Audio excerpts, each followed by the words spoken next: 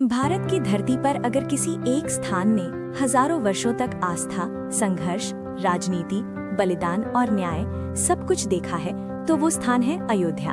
वही अयोध्या जहां मर्यादा पुरुषोत्तम श्री राम का जन्म हुआ।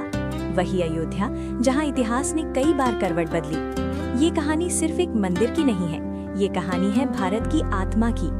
आज जिस राम मंदिर को आप भव्य रूप में देख रहे हैं, उसके पीछे है 500 साल का संघर्ष, हजारों साल की आस्था और एक ऐसा विवाद जिसने पूरी दुनिया का ध्यान भारत की ओर खींच लिया।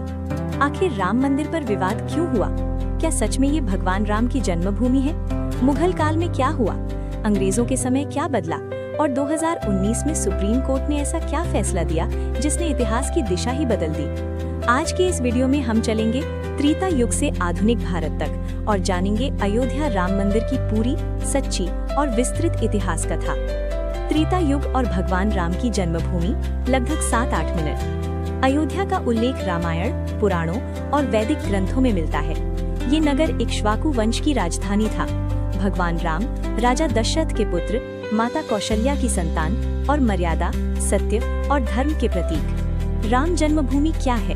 हिंदू धर्म में मान्यता है कि सरयू नदी के तट पर स्थित वही स्थान जहां भगवान राम का जन्म हुआ, उसे राम जन्मभूमि कहा जाता है। त्रेता युग में यहाँ भव्य मंदिर और राजमहल थे। राम राज्य को आदर्श शासन माना गया, जहां प्रजा सुखी थी, न्याय सर्वोपरि था। प्राचीन और मध्यकालीन काल, गुप्त काल से पहले। राम के बाद भी अयोध्या का धार्मिक महत्व बना रहा। यहाँ तीर्थयात्री आते रहे। कई राजाओं ने मंदिरों का संरक्षण किया।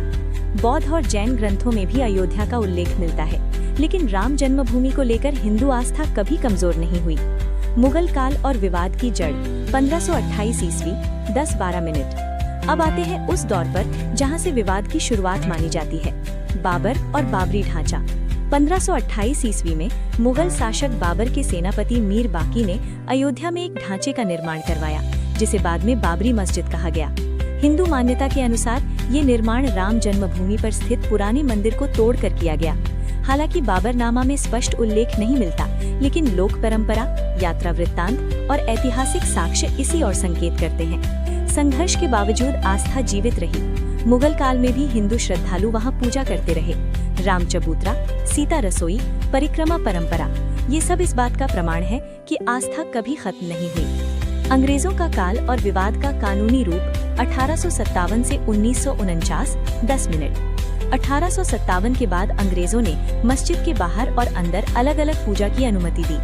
1859 अंग्रेजों ने लोहे की रेलिंग लगवा दी, एक हिस्सा हिंदुओं के लिए, दूसरा मुसलमानों के लिए।